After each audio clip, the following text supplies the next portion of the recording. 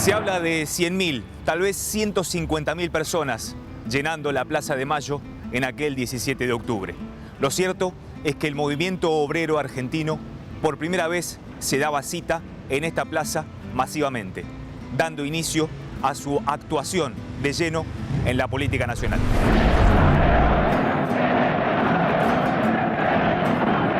Está claro para los sectores del trabajo que está en peligro las conquistas sociales. Es decir, que lo primero que van a hacer los sectores conspirativos es derogar todas las leyes hasta entonces establecidas, y que el hecho de la permanencia de Perón en el protagonismo político del momento es lo que les garantiza la continuidad de esas leyes. Lo que ocurre a partir de ese momento es que esos pobres, esos trabajadores, ingresan a un territorio que les estaba vedado, incluso por ley, porque se prohibía andar sin saco en la capital federal.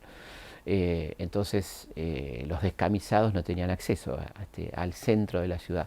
Esa llegada masiva de gente, que es vista por un diputado radical llamado Ernesto Sammartino como el aluvión zoológico, así lo describe, o sea, son animales los que vienen. Esa es una mirada que se mantiene hasta el día de hoy intacta por parte de un sector de la sociedad cuando hablamos del pueblo peronista. Perón había cosechado enemigos en el gobierno de Farrell. El 9 de octubre fue destituido de todos sus cargos. 2 días después, fue encarcelado en la isla Martín García. El 15, logró ser derivado al hospital militar. Su destino parecía sellado. Sin embargo, ya desde la madrugada del 17 de octubre, cambiaría todo. El 17 de octubre es un acto completamente preparado por Perón en el mejor sentido de la palabra. Hubiera sido muy irresponsable retirarse de la política después de todo lo logrado, ¿no? y la demanda de los trabajadores. Por lo tanto, Perón, ya en el momento que lo detienen, lo mandan a Martín García, comienza a operar políticamente para salir de Martín García, porque esa es la órbita de la Marina, la fuerza más antiperonista en la cual él corría riesgo de vida incluso. También tuvo un carácter de gran espontaneidad, ¿no es cierto? O sea, no hubo necesidad de convocarlos demasiado. Cuando los obreros veían pasar las manifestaciones, salían de sus casas o de sus fábricas y se incorporaban a esta verdadera marea humana, ¿no es cierto? Que inclusive superó el hecho de que se levantaran los puentes, ¿no es cierto? Porque el acceso a la capital, sobre todo los que dan al sur, ¿no? O sea, la movilización fue muy importantemente del sur.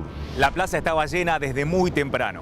Las informaciones iban y venían, los rumores también, pero la gente no se movía. Recién después de las 23, Perón finalmente salió al balcón.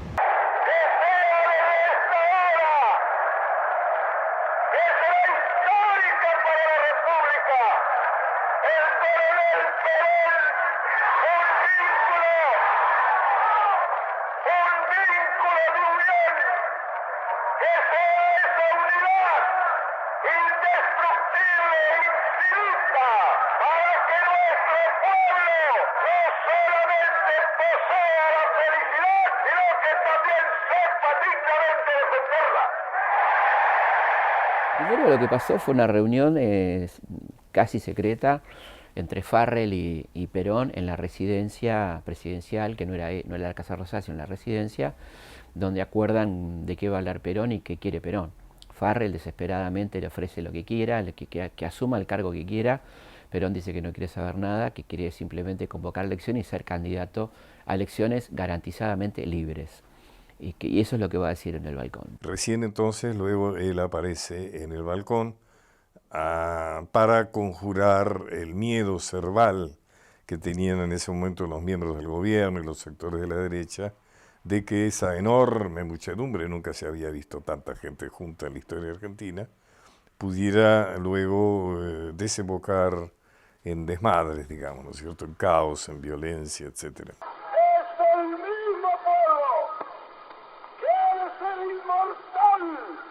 Porque no habrá perfidia ni maldad humana que pueda someter a este pueblo grandioso en sentimiento y en número.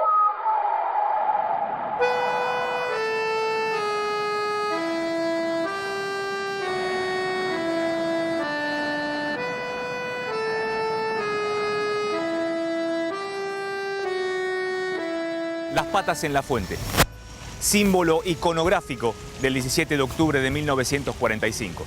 El símbolo que aparece en todos los manuales de historia. Era el final de un largo recorrido para miles y miles de personas que llegaban del conurbano aquí, al centro de la ciudad de Buenos Aires, a la Plaza de Mayo, para hacerse presentes por primera vez en la historia argentina. Bueno, esta foto para mí es una foto hermosa, una de las fotos más lindas de la historia argentina. Es el pueblo en la plaza, el pueblo que no conocía la Plaza de Mayo, el pueblo que ingresa a la ciudad. Es interesante porque hay gente descamisada, ¿no es cierto?, como después tomarían esa frase, pero en Evita hay gente con mamelucos de obreros, hay gente con traje. Una síntesis de la apropiación de lo público, del espacio público, ¿no? Además diciendo las patas, ¿no? No es los pies ni las piernas, es las patas, ¿no?